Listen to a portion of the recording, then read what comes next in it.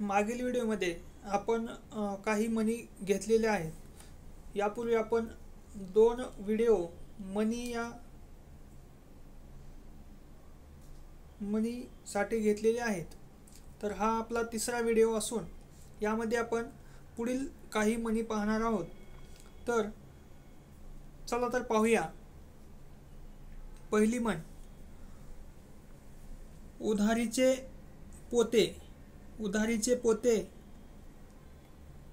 सवा हात रिते. म्हणजे उधारीने घेतलेला माल नेहमीच कमी भरतो. उधारीने घेतलेला माल नेहमीच कमी भरतो. तर त्यामुळं उधारीने घेतलेला म्हणजे रोख पैसे न देता किंवा रोख काही गोष्टी न करता आपण घेतलेला माल कमी भरण्याचं कारण की आपण त्यावेळेस त्याला कोणत्याही प्रकारे जास्त गोष्टीत तडजोड करू शकत नाही. त्यासाठी अशा प्रकारे म्हटले जाते. तर उधारीचे पोते सवा हात रिते असते.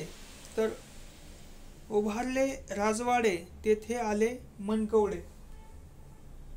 म्हणजे उभारले राजवाडे तेथे आले मनकवडे. वाडे उभारणे म्हणजे तेथे श्रीमंती नक्की असणे आणि श्रीमंती आली की त्याच्या मागोमाग हाजी करणारे येतातच. त्यानंतर पुढची म्हण आहे उसाच्या पोटी कापूस. या म्हणीचा अर्थ पहा.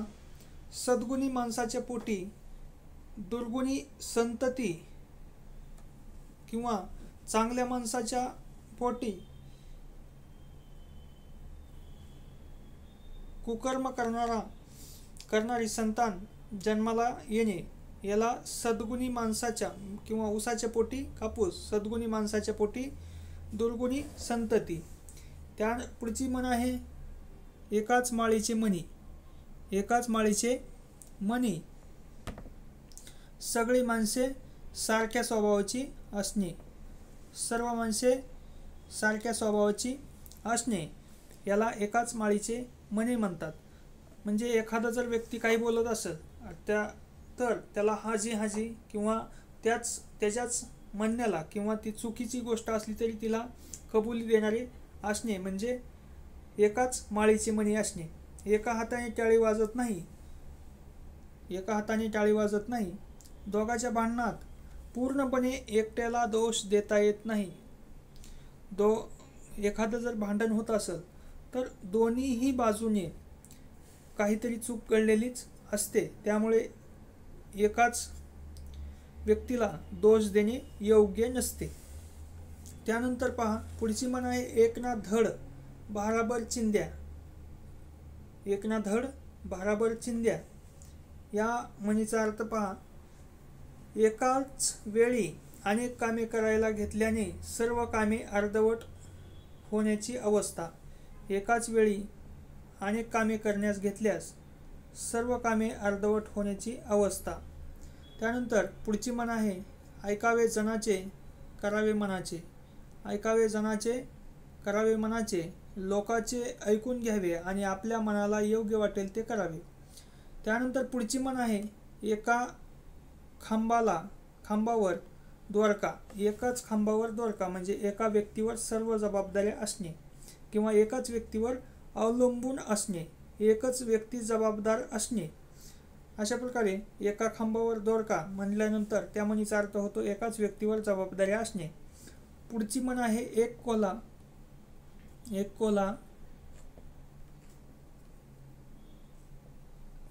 17 ठिकाणी व्याला. एक कोला 17 ठिकाणी व्याला या म्हणीचा अर्थ होतो एका व्यक्तीपासून अनेक ठिकाणी उपद्रव होणे. एका व्यक्तीपासून अनेक ठिकाणी उपद्रव होणे याला एक कोला 17 ठिकाणी वेला असं म्हणतात. तर ओळखीचा चोर जिवे न सोडी. या म्हणीचा अर्थ पहा, ओळखीचा चोर जिवे ना सोडी.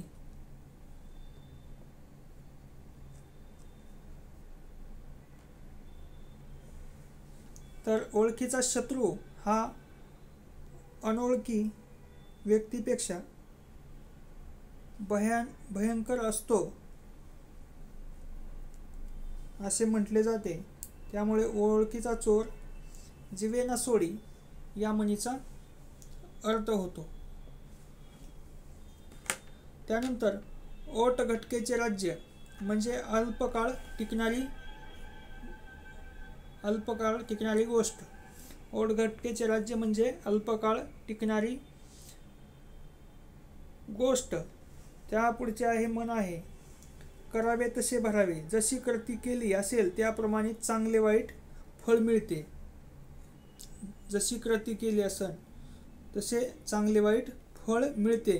त्यामुळे करावे तसे भरावे असा या म्हणीचा जशी कृती केली आहे तसे त्याला फळ मिळते असा अर्थ होतो. करून करून भागला देव ध्यानी लागला म्हणजे करून करून भागला देव ध्यानी लागला. भरपूर वाईट कामे करून शेवटी देवपूजाला लागणे. भरपूर वाईट कामे करून देवपूजेला लागल्यावर करून करून भागला आणि देवपूजेला लागला असे म्हणतात.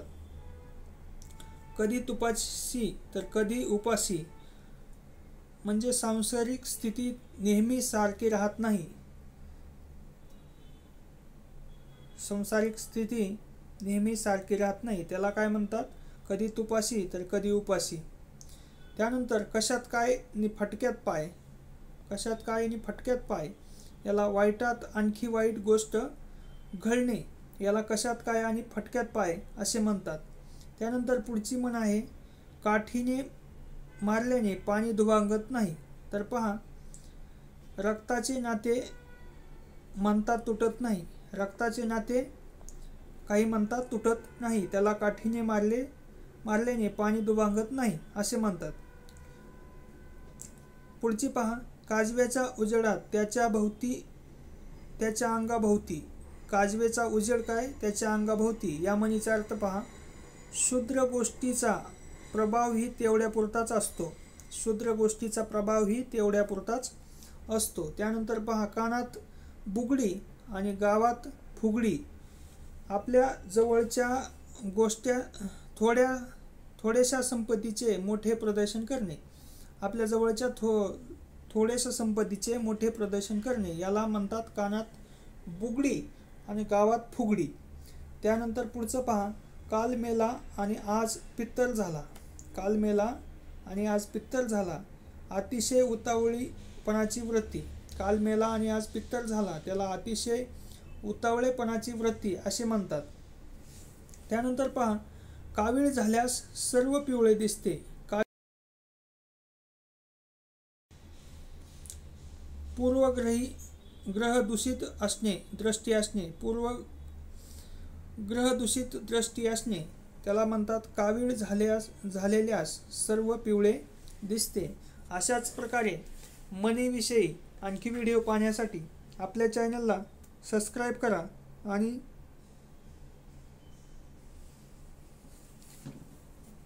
आपल्या पूर्ण व्हिडिओ पाहिल्याबद्दल धन्यवाद.